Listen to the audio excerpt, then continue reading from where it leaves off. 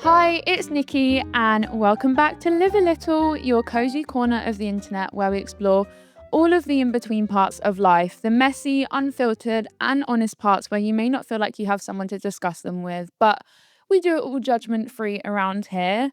Welcome back. I must say, a little preface for this video, I'm not feeling too hot. I didn't have a very good night yesterday. I went to a party for the BAFTAs, which are coming up, and I was walking around, got a drink in my hand with one of my friends, just chilling, and I was already feeling a bit anxious because I feel like I'm more anxious than ever at the moment to go to events, which is really weird because it's not my first rodeo, but it never gets easier for me when I go to these types of events. I dread them more, even if I've got someone coming with me. I mean, it's a bit of like a barrier and a relief, but was very anxious already. And then a couple of hours into the event, I was sat speaking to my friend, and she's actually my stylist, Eloise. And then all of a sudden, I said to her, I'm having a nosebleed. And then she was like, wait, what? Say that again. And I was like, I'm having a nosebleed. And then I could just taste blood in my mouth. And I was like, I can't believe this is happening right now. I'm at this party and I'm having a nosebleed. And it's like one of those experiences that's like instantly sobering. Like I'd had a drink. I was like a tiny bit kind of tipsy, like, because I was like, I need to drink something just so I feel a bit less anxious and in my head. And I was instantly sobered up. And then we just went to the toilet and stood in like a cubicle for like 30 minutes while I pinched my nose and waited for it to stop. So I'm feeling a bit anxious today and not quite with it and not quite, all there, and a bit sad. Yesterday, I called my mum from the cab on the way back home because she was messaging me like loads of different spam texts because I was like, I've had a nosebleed, just so you know. I'm waiting for it to stop and then I'm going to come home. And then I didn't have good service in the toilet, so her messages weren't coming through. But she was like, like mums do when they see something happening where they just want to protect you and try and help you. She was like spam rage, like rampant texting me. And I was like, don't worry, I will just get in a cab because you then need to get into London. And that's going to take you basically the same amount of time as me then just going home in a cab if my bleed seems to have settled. But I was just, I was very sad. And then I called my mum from the cab and just had a little cry because yes, the bleed wasn't big, but it's not the point. The point is that chronic illnesses it's a very real and sobering moment where it just completely takes you out of feeling carefree, even for the moment, and it takes you out of the moment. You don't feel like you're in it anymore, and suddenly you can feel every cell in your body because you're so worried about things getting worse. And I think I just felt quite caught off guard. My bleeds always start so out of nowhere that you can never be caught on guard. But I felt so caught off guard, like I could never have predicted that happening, that it just really tainted the night for me, I have to say. And I've not had a bleed, especially like one at an event, I think, in a few years. Did not feel great. I'm not feeling great. Bear with me for this one. Might not be my usual self, but this is my reality. And so I thought I could try my best to just soldier through and just act as if nothing had happened and not even address this. But I just thought, what good is that? And so I'm telling you, I'm not feeling myself, had a shitty evening, but we're here and I'm glad to be able to speak to you about it. Anyway, for today's episode, I wanted to talk about what it is like to go quiet for a while and how romanticising and getting comfortable with being alone and sitting with yourself and actually just living the mundaneness of life can actually be comforting and not shameful. I really, really believe that in life, one of the biggest ways you will become more comfortable with yourself and really get to know yourself is literally just sitting with yourself. It's kind of like putting a mirror to yourself. And I, from a very early age, from as soon as I can remember, have had to spend a lot of time alone, out of choice, and often not out of my own choice, alone in having to sit in my hospital bed. And I'd always be with my mum, but it was still me being alone and be sat in silence or confined to a room, or I'd be at school and not have any friends and no one to sit with at lunch. So that was, again, not my choice. I was alone because I didn't have any friends. From a very early age, I've had to, outside of my choice, spend a lot of time with my own company. And becoming a friend to myself, I guess you could say. And I think I've never really struggled with being sat in my own company. If anything, actually, I enjoy spending time alone. I find it quite preserving, especially when things like what happened yesterday happened. I then, after that, feel the need to instantly retreat and just spend time in my Nikki bubble in my room. Maybe not the healthiest thing to do, but it's the way that I've learned to cope in order to like self-soothe, and I think just to survive it, really, to kind of get through it, and to self-medicate is by just not having to expose myself to anything or have anyone relying on me. And so being alone has felt like a lot of safety, but then of course unsafety in that sometimes been in my control. But when things have happened to me that haven't felt in my control, then retreating to being alone has felt like my only part where I can be safe and I can just exist. Because I think a lot of times for me, when I've had to spend time with people, it's been a lot of masking, it's been a lot of seeming okay when I'm not. I mean, we all do it. It's been a lot of feeling like I have to just not be myself in order to be liked. And that is so incredibly draining. We've all been there. When you are alone, you're the most true to yourself and true form that you ever will be, more than you will probably be with anyone in your life, because you are just you to the core. You have no one to perform for, no one to serve, no one to make sure is okay. You're just sat with you. And so, yeah, that's never been an issue for me, enjoying my own company. For a while, I didn't think that my own company was enough. I felt like it wasn't enough and it wasn't good enough and it wasn't worthy. I felt like I had to have someone with me to make myself feel worthy, because it was like, oh, if someone is spending time with you, that means they deem you as worthy. So if someone has plans at the weekend or are constantly seeing people, it means that people prioritize spending time with them because they maybe have something that you're lacking.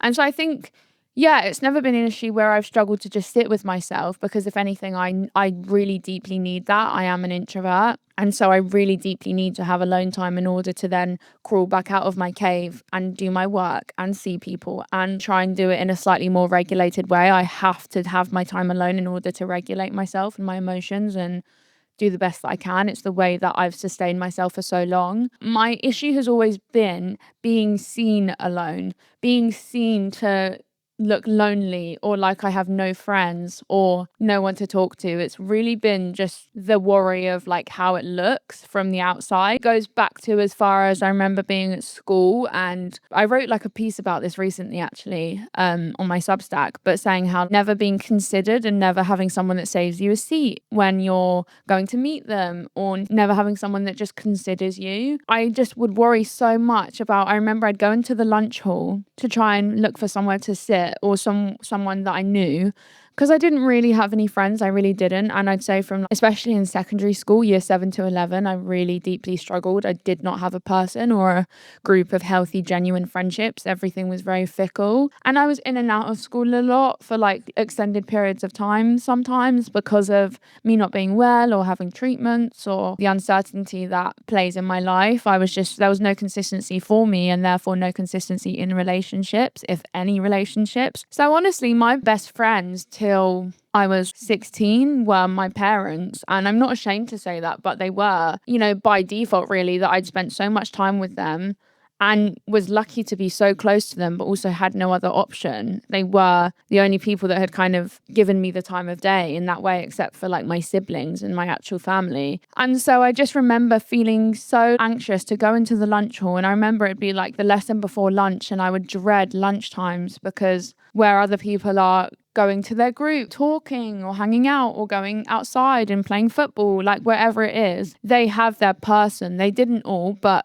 in my mind, you can only see what you don't have. So to me, everyone had friends except me. And so therefore there was something wrong with me. I lacked something. No one cared to get to know me. I was a loner. I had no one to talk to. No one understood me. And I was so scared about the way that I looked. There was no chance I was going to speak to anyone at school unless I was spoken to first. And so I remember I'd go into the lunch hall, look around, like scan the room. I was so aware that I didn't want to look like I was looking for someone, because I think I've never really moved through the world like I have a sense of assurance in myself and security. I was just saying this to Poppy, my producer that's behind there, that I could be going into a cafe just to get a coffee and I won't go in like I know why I'm there. I always look like I'm a bit lost and I don't know what I'm doing. I don't move through the world with certainty. And I think it's probably because I've had a very sheltered life that nothing's ever kind of just happened from exposure effect. And I'm also just not very certain in myself. Don't feel safe a lot of the time. And so I don't really move with assurance. When someone's walking on the street and you can just tell that they probably know where they're going, I never look like I know where I'm going. I always look like I need directions somewhere. Even if I'm not somewhere where I need directions, I constantly am that person where you want to be like, are you okay? Do you need help? Because I always look puzzled, basically. I could be walking to a coffee shop and I'm so worried about walking in by myself just to get a coffee because I'm worried that people will see me and think I have no friends or I'm alone or make assumptions about me when they don't even know me. I was so insecure about the fact that I didn't have friends, and I felt so shameful in that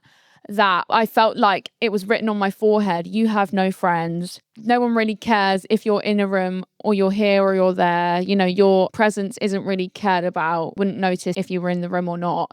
I felt like it was like slapped on my forehead that you spend your time alone, which I did. I felt so like it was just really obvious that I had no one to sit with at school, and I felt very vulnerable. I would walk into the lunch hall and I would scan the room, but be so anxious to not scan it too quickly because then it looks like worrying and like anxiously trying to look for someone in a room. I was so aware I didn't want to do that. So then people clocked onto it. But I also didn't want to just stand there like a lemon, like I didn't know where I was going or what I was doing. So I would queue up, buy a drink or buy a snack just so I had something to do. I often wouldn't even eat the snack because I bloody hated school dinners. My school had not nice school dinners. I mean, I think that's just a UK experience at public schools. I would buy a drink or buy a snack just so it looked like I was in there for a reason and I had a purpose to be in that room. Because I didn't have, my purpose wasn't, oh, I was going to meet someone, because I had no one to meet. And so at lunchtimes, I would often spend most of them in the toilet alone for the hour. And I'd be so worried about someone walking in and noticing my feet sat in the cubicle and being like, oh, I think those are Nikki's shoes. Because I was so scared. I basically didn't want anyone to know that I was alone and I was spending most of my time alone. And so I think it was just like I was trying to do everything I could to preserve this idea and maybe also preserve it to myself that like, oh no, you do have friends. They just haven't found you yet. Or like, what about this person or that person? But it was a lot of empty friendships. I just became very comfortable with spending time alone. But my biggest issue's not been sitting with my own company. If anything, I welcome it and I prefer it than being in company of others. Being an introvert, you know, that's how I preserve my energy. It's been being deemed as having no friends, which is also completely okay. If you have one friend, if you have no friends, if you're your only friend or your mum is your best friend, all are okay. But I think when you're younger, it feels like quantity over quality when it comes to friendships. You are seen as worthy if you're popular and if you're pretty. And I was neither. I didn't have a friendship group. I was never doing stuff with people on the weekends because no one ever wanted to hang out with me. That was where my problem was. And even now, I go to events. I will sometimes walk in and not know a single person there. And it feels like I'm 10 years old again in the lunch hall, trying to just find somewhere to sit where I can kind of hide myself for an hour and shelter so that it's not laid on display that like, hello, yeah, I have no friends. I'm over here. I would do whatever possible to just look like I have a reason to be there or I know what I'm doing. I went to this event recently and I thought I'd know people there and I didn't. And I just stood there for 2 hours. When I say I literally stood there, it was a jewelry event. I was taking photos of the same jewelry for like an hour just so I looked like I had something to do. And I think we're so scared of just literally being seen sat in our own company, enjoying our own company. And we actually all really struggle to enjoy just being sat with ourselves, that we want to do whatever we can, all means necessary. Me taking pictures of random shit or buying something in the lunch hall just so I look like I'm doing something and that's why I'm there, to look like we have a sense of purpose and fulfillment and like a reason to be there. Because just being, you know, choosing to stand by ourselves isn't something that you feel is okay to do or like you would do. And I ended up getting my own cab home, even though I had like a car booked for me in an hour, because I just did not want to be there any longer. It made me so aware. It's like being sat with all of your friends that are in relationships and you being the only single one. And it's like, yeah, I know that I am single, but it's pushing it in your face because everyone else around you is not that thing. And even though you can be fine with being single, there's something to the fact that everyone else isn't that just makes you feel wrong for it. And I think that's how it feels like when you spend time alone in especially like a crowded room where everyone else seems to be in a conversation or in a group or know why they're there, that you just feel even more just like everyone can see that you're the odd one out, basically, and vulnerable and alone. And it's that whole idea of like, I'd walk anywhere and be like, do I look lonely? Do I look like I have no friends? Do I look like I'm sad? What does it say about me? Even now, something I do is I'll pretend to be on a phone call when I'm walking out of somewhere by myself, like say an event, just so I look like I'm doing something. It's occupying me, because you can't just sit there by yourself and just be. Like, if someone sees you in a cafe just sat there, like looking around, they're going to instantly think in my mind, oh, you're sad. You have no friends. It's the same as when someone sees an old person and instantly assumes they're lonely. No, they could be happy in their own company and living a happy life. And we short circuit to like spending time alone as being a bad thing rather than a choice. When people then see you alone, or at least I'm instantly thinking, they think that you have no friends, basically. My long spiel over, that's my perception of being alone, is I love being alone when I have no one to perform for, but being alone in public is what my barrier is, essentially.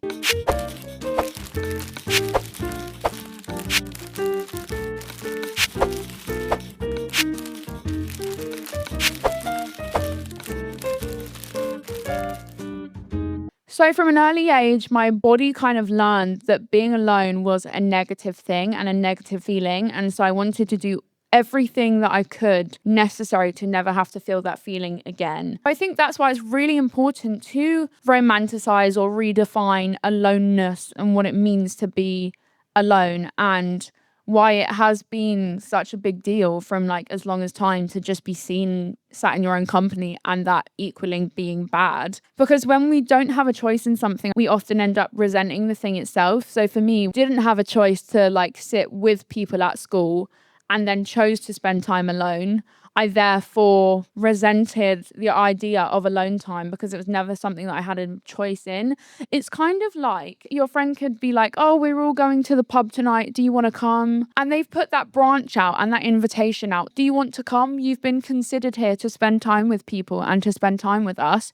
You have a seat at the table. It's up to you whether you choose the seat or you choose a seat at a different table that you're only at, which is an equally as good and as worthy table. But I think having the choice is the whole point. And so being able to know that you're considered, but you choose to spend time alone, is a real difference than not having a choice and your only choice being to spend time alone. Romanticizing being alone is mainly about reclaiming it and reminding myself that if I can choose this, then it can be gentle and it can be mine, and that is control. Having a choice is control, as we've spoken about it a lot. So I want to talk about like FOMO, the born fear of missing out, especially because of social media now and the fact that you can always see something you're missing out on or you're not at. The fantasy you create in your head that the grass is always greener, and also how you turn that into jomo, which is the joy of missing out. And that's somewhere where I do feel like I've kind of made peace with being at. So we talk about FOMO like it's part of being alive now, and the fear that something better is always happening somewhere else.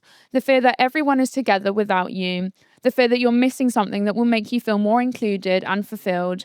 And I have felt that so strongly because, especially with social media, it makes every version of something that you imagine to look like it's a film. Like it is something that you are missing out on and that you will therefore feel lesser off for not attending. Whether that is a party or drinks with friends, whatever it is constantly showing you a lack that you may feel like you have in your life. It does it in every single way. It like lays bare your insecurities. And so if you're showing people that are hanging out wherever else in the world, you're going to feel like, because I'm not doing that right now, that must make me a lonely, sad person. And it's like, no, you babe, you could just be having a quiet night in. And that is also completely okay. Back in the day, if something was happening and you weren't there, you literally were none the wiser that it was going on. But now, because of social media, it is constantly telling us that there is something happening every second of the day and that we will always wish we were there. And it's this kind of like manufactured longing. So I'm trying to treat my own company as enough and not as a second best option. I felt like if I missed out on hanging out with someone, like say if I was invited to the pub, I would feel like I would have to go to this one interaction Because if I don't go, then my ranking in how good of a friend they see me as or how special I am to this person will drop down by 10 levels because I've not gone to this one thing and I've not been here for this 2 extra hours of socializing. And I think that's because I often felt like in my life that love was conditional, especially when it came to friendship. I also created that in my own mind, but it felt like love was conditional and friendship was conditional. Therefore, if I wasn't at these certain events, that condition would go. Because it was often when I wasn't around at school, my friends would never really make an effort to check in with me and make sure I was okay and maintain those relationships. So when I would come back to school, everyone's friendships around me were stronger than ever and mine were weaker than ever. Any time where I had an opportunity to hang out with people, I was like, I have to do this because if I don't go to this, then they're not going to consider me next time because they're not going to think I want to come. No. Every friend in your life that has been a healthy relationship and that will be a sign of a healthy relationship, unless they absolutely need you to be there and it's like a birthday or a special event where you should be there and show up for them, will understand if you just need a day out. I have an example of this recently where I'd had therapy and it was a really difficult therapy session and I was supposed to see my friend Izzy the same day. And I was like, oh God, I don't want to say no to Izzy and say I can't cancel on her because I know that she'll also want to be able to get out and to see me and I don't want to let her down. But then if I don't have this time to myself, I'm going to let myself down and I'm going to be off worse for it. And I don't know if I can perform today and I don't know if I can mask today and I don't know if this, I don't know if that, but I don't want to let her down. And I'm worried that then she'll think I don't care when actually I care so much that I'm like paralyzed by what to do here that benefits all of us. I sent her a message and I ended up cancelling, but saying like, could we do tomorrow? And then tomorrow came and actually I still felt terrible. And so I again was like profusely apologetic and was like, I'm so sorry, Izzy. I promise you that we will do Wednesday. And she was like, Nikki, you don't need to promise me anything. I just hope that you're okay. And it was that thing that switched in my head of, wow, a genuine friend, so long as they don't need you, wants you to genuinely be okay and won't see that as you not caring by you needing to take time out to just be and to not have to perform or not have to show up. Actually, the person you need to show up for is yourself. That was an act of me putting myself first for once and trying to be selfless, but also not being reprimanded for it, and punished for it. Izzy was literally like, I just want you to be okay. I've been worried about you. That is an example where I realized that I am safe to take time to myself and shit won't hit the fan in all of my relationships. Having that stability in your life, in your relationships that allows you to take time out, but still return just in the same place as you were, allows you to therefore see spending time alone as something that isn't scary. But I also understand that sometimes the issue isn't spending time alone. For me, the issue isn't that I sit with myself. The issue for me is being seen spending time alone. Someone like my brother has never actually wanted to sit in his own company because it's when he sits in his own company, he struggles mentally because his thoughts are the only thing that he has to listen to and his thoughts are a scary place. It's this slippery slope. If you don't want to have hyper socializing or hyper isolation, it's this slippery slope. And also in a time where we feel less disconnected than ever, but more connected than ever in terms of technology, I cannot stress enough how deeply important it is to spend time with people. It's good for your mental health. It's good for your physical health. It is important and it's what makes life worth living. And it gives you stability and security. But my brother's problem, where we're very different, we're very similar people, is like at times he has hyper socialized because that's the way he copes. If he's constantly active, if his brain is constantly doing something, if he's constantly busy having to talk to someone else about their shit, then he never has to sit with his thoughts and worry about his shit and go into a spiral of that. It's like he'll work and then be out in the evening and then he goes to bed. There's no time to actually sit with yourself and have to like be burdened by your own mind. Whereas me, I have probably hyper isolated in the past, which has only actually meant that I've overthought more and I've spiraled more. It's not one size fits all, and what one person needs is not the same as another. Someone could like not see someone for a whole week and be like, I'm going crazy, I need to see someone. And that's my brother. And then I'm like, God, I've seen people 4 days this week. If I don't have one day to myself sometime soon, I'm not going to be okay. I'm literally going to have a mental breakdown. So it's not one size fits all, but it's realizing that it shouldn't be a one or the other. What I've learned is that often where you get into this thought spiral of spending time alone, like my brother has done, is because you're just sat there doing nothing, spending time alone. And though it's really important to listen to yourself and listen to your thoughts and to know yourself and become acquainted with your innermost thoughts as a friend or an enemy at times, as they can be, equally, you can have that time be fulfilling, and you can have that time be things where you're actually doing something while being alone, so it doesn't feel like you're worse off for that. You can do so many different things in your own company to make it feel like a worthy time. You can easily say on the weekend, you spending time by yourself is not doing nothing. That is self-care time. You spending time to yourself, to look after yourself and sit with yourself, doesn't have to be nothing. It can still be time that you feel with fun things. So it doesn't have to feel scary like it can do for some who cope by being with people and are more extroverted in that way. That's what I've realized, is that JOMO is about like the joy of missing out, and how actually you can create these bits of joy and through these mundane things that don't have to be mundane things. It could literally be, I want to watch these 2 films this weekend and just sit and watch them and then make some notes on them or write a review on Letterboxd for them. And that's what you're going to spend your weekend doing. That is a fun activity that you can do, but also doesn't have to take loads out of you.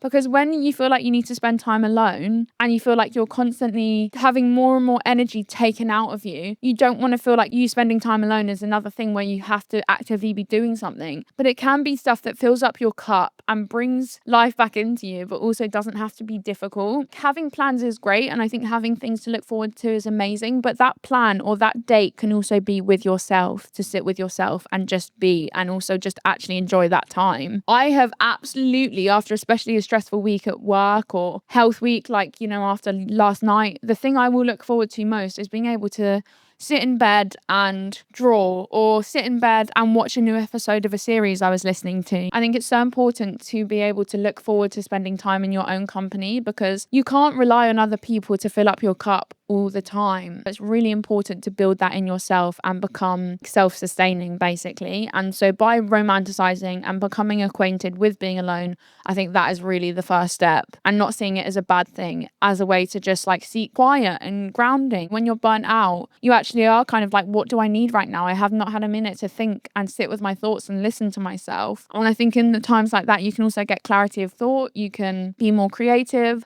because you're allowing yourself to have a break from noise for a little bit, at least external noise that you can't control. It's that relief of like, gosh, I don't have to be anywhere right now. The relief of having to not keep up for a minute. The relief of not having to perform a version of yourself that looks fun when your body is actually just begging for stillness. And so I think that's what I'm learning, is that FOMO doesn't have to be FOMO. It can be a joy to actually spend time alone. And what I've also realized is, because I had so many empty friendships growing up, company doesn't mean it's good company. I'd rather actually spend time alone than time in a relationship that is toxic or that is draining, because actually you're just draining the life out of yourself, and then you have nothing left to give and you have nothing left to do to try and heal yourself. I've realized as I'm growing up that I'd honestly rather have no company at all than company that feels good and that feels fulfilling. I don't think having that more is more mentality is healthy, to be honest. And so the older I get, the more I realize that noise isn't the same as connection. And I think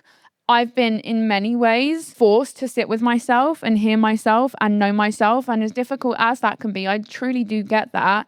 It has created this kind of peace that more never did, and that more meaning that it isn't necessarily better. I think also we have this fear that when we go out, we're under a magnifying glass. I feel like when I go out and I'm sat there without someone with me. But the truth is, no one fucking cares. No one cares that you are sat by yourself. Like anytime I've been sat in a restaurant, seeing someone eating by themselves or working by themselves or whatever they're doing, sat on a bench by themselves, I've literally never thought anything about it, because most people aren't thinking about us. They are way too caught up in their own heads. Even if someone did notice you sitting alone, so what? Usually says nothing about you other than you're sitting alone. That's it. And you'll likely never see that stranger again. So that's what I've realized, is that if you're sat with yourself, it doesn't have to be seen as a bad thing. There are so many things that I've been wanting to do. Maybe like, oh, I've seen this exhibition I want to go to, or oh, I've seen this new food spot I want to try out. You don't need to wait for other people to start living your life and doing things for you. You don't need to wait for like, oh, I need to wait till someone is free to have company to do this thing with. Obviously, it's so nice doing things with friends, but equally, why is your company not enough to do the thing and to live your life?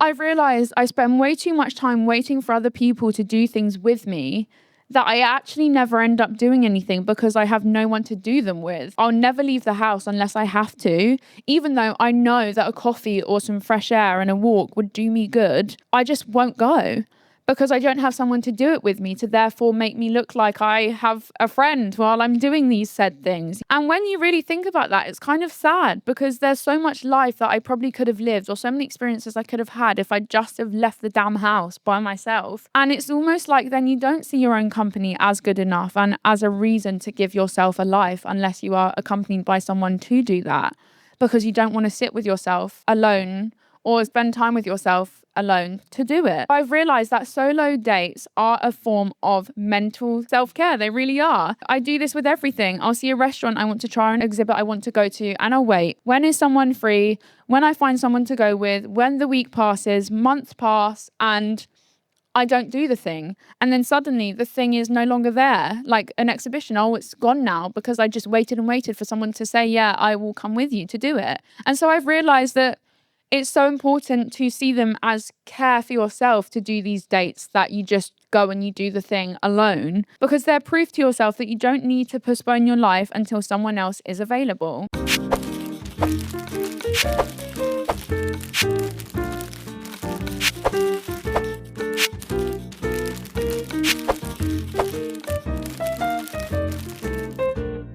So I'll be honest, I still struggle with this, especially at events and maybe even more now. I just stand there and I feel like everyone is watching me and I feel like it's holding a mirror up to myself and making me feel like I must be lacking something if I don't have someone stood next to me right now. But it doesn't mean anything. And so I've been asking myself, like, why have we become so uncomfortable? Being uncomfortable and being alone is being something where you're uncomfortable. And I think part of it is that we've built lives where discomfort is avoidable. You're bored, okay, you go on TikTok and you scroll. You're awkward, you put in headphones or you go on your phone like I do. You're lonely, you text someone, you FaceTime someone. And though none of that is inherently bad, it means that you never actually practice sitting in mild discomfort and sitting with yourself. And then that means then uncomfortable situations like literally just asking for the bill make you feel so much more uncomfortable and like these huge mountains to climb when they're really not. I recently forgot my earphones in a cab recently. I left them in another bag and I was like, shit, I'm actually going to have to sit here in silence for an hour ride and be left to my own thoughts. And that felt like a really scary feeling. And so I think it's often that sometimes being alone means that you can't feel this void and you can't feel this sound, because it means then you're not having a conversation with someone, so you don't have to just sit there and think and ponder and worry and all of this. That's it, is I think we constantly are looking for something through an outside view lens. And even when we're alone, we're imagining how we look and we turn a normal human mundane thing like just being sat there into something where we feel we have to justify or mask it. But discomfort is also where true self-trust is built. Sitting alone in a park, walking into somewhere alone, going for a walk without needing a reason. It's practice. It's your nervous system learning you can do it. You can practice things with purpose. And I know it's a slippery slope and I know it's not one size fits all, but sometimes being left with your own thoughts feels scary. So distraction is easier and necessary at times, but it doesn't mean that it's enough. And I think it's important to say that there is a difference between choosing peace and choosing avoidance, because sometimes when we're choosing JOMO, the joy of missing out, we're really avoiding discomfort and tricking ourselves into thinking we just like being alone. We're avoiding being seen, we're avoiding awkwardness, we're avoiding the possibility of standing there with our hands by our sides, wondering what to do with ourselves. So I've been asking myself, am I staying in because I genuinely want rest, or am I staying in because I'm scared? Because those are two very different reasons and they leave you with two very different feelings after. JOMO leaves you feeling calm and peaceful. Avoidance leaves you feeling cramped and uneasy. So I think it's fair to say that for JOMO, you need a foundation of security. I remember the first few times that I put myself out there and I went on these solo dates, and it honestly felt like a humiliation ritual. I felt like I was putting myself on a stage that everyone was watching. Like I was waiting for someone to come over and literally ask me, are you okay? And if they did, I think I'd probably cry or break down, because I just was so hyper aware of every single thing I was doing with my body. Hyper aware of my hands, my face, what I was looking like, how long I was there, how I was staring at the menu. And then after 10 minutes, my nervous system chilled out and I was actually like, this is kind of nice. I'm enjoying that I can come and go as I leave. I'm not on anyone else's time, anyone else's schedule. Kind of like being in a relationship versus being single. I can literally just be independent here and do this for myself and spend as long here or as short here as I want. I can order what I want. I can, do what I want. I'm on my own time.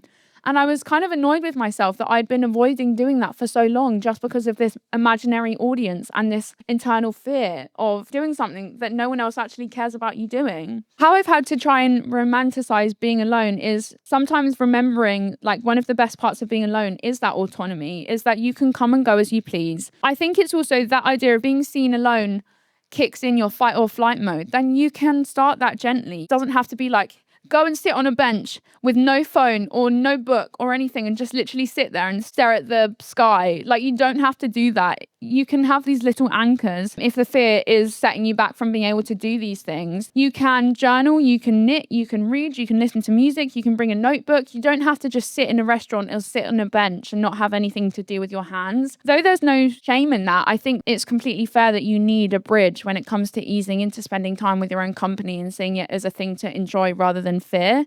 So I've comprised a little list of solo date ideas. These are just some things that I brainstormed for us to do if you need some ideas of ways that you can spend your time that feel restorative and not scary. Scrapbook, even if it's messy, that's the point. Declutter your space, reorganize a drawer. Go to a record shop and browse properly. Go to a bookshop or a library and let yourself wander. Sit on a bench and draw anything badly. Who cares? Try a new cafe or restaurant and make it a tiny ritual. Go on a colour walk. Pick one colour and photograph only things that are blue or red. Like, photograph that one thing. This is also a fun thing to do with a friend when you do have that time with someone. Watch a new film and review it on Letterboxd like you're a critic. Write poetry and read it. There's no pressure to be good. Just write it. I have a habit of writing poetry when I'm in my feels. And then, I may read it after and be like, God, Nikki, you're so dramatic. Like, you think you're a poet right now. But if that's what you needed in the moment, do it. Explore new things. Do a crossword or a puzzle. Bake something. Even if it's just a simple banana bread, just do it. Keep a music journal. Listen to an album back to front and write what it made you think or feel and rate it. Go down a history rabbit hole for an hour and let curiosity lead you, and you can create a little fact file and some notes. And research something. Paint with watercolours purely for the fun of it. Purpose props in public can make things feel less scary. And that's the thing, is you don't have to just be sat there. A book, a notebook, headphones, something to hold. It's not about needing to justify your existence. It's just about soothing your nervous system while you practice discomfort. And if you want something really grounding to do while you're sat with yourself, how about writing a letter to your past self or your future self, or even exploring a relationship you lost, not to send, just to process and make peace with it? Because I think we often don't let ourselves sit in something enough to actually think about them fully and make peace with them. So the point is, alone time doesn't have to be empty time. It can be full time because it is yours. So I think we romanticize big milestones and relationships, but we rarely romanticize the in-betweens and the solo train ride and the quiet Sunday, the wandering afternoon with no plans. But those are the moments where you actually meet yourself and learn yourself. And when you stop treating those moments like placeholders until your real life starts, or you have something to do someone with, everything shifts, and then waiting becomes living. You didn't do nothing just because you were sat by yourself today. You spent it with you, and that is everything. Then spending time alone becomes trusting yourself and being intuitive. You learn to listen to yourself, what you actually like, what you actually want, what your instincts are actually telling you. And that self-trust can become confidence, and also, for me, reassurance. My little thought of the week this week is, if any of this resonates, do one small thing alone this week on purpose from my list that I've just talked about. Take my list as so many examples and reasons to get out there and do something, or to sit at home and draw. You don't need to get out there in public to show that you're spending time alone to justify it. And instead of worrying about how it looks from the outside, ask yourself how it feels from the inside. I really wanted to explore this because I completely understand that spending time with people and in real life is more important than ever. But because of that, I feel like we have become so uncomfortable by sitting with ourselves and seeing it as worthy time spent and time well spent. And it's that thing of, you can enjoy missing out on things and justify them. You just need to choose in the way you spend that time with yourself to be actually restorative. If being alone feels peaceful to you already and you've made all of these steps already, then I'm so glad for you. But if you feel like being alone feels heavy, like a sore spot, like something you're trying to outgrow, I also get it. And it isn't about forcing yourself to love solitude overnight or love your own company or love yourself. It's about not postponing your life anymore till someone tells you to press play. So thank you so much for listening to this episode. I love you guys, and it's really just about letting you know that your company counts and it matters, and sitting with ourselves can be the hardest task of all. I think some beautiful things can happen when you actually give yourself time with yourself. So that is kind of all I wanted to say about that. It's something that I feel like I'm really having to learn at the moment, that actually spending time alone does not have to be something that's out of your control. If anything, you can make it time that is in your control. As always, I love you guys. Thank you for sitting with me for this one. I hope it made enough sense with me not mentally being fully there today. But yeah, I really appreciate you for sitting with me for this one. And as always, remember to be kind to yourself and live a little. Bye.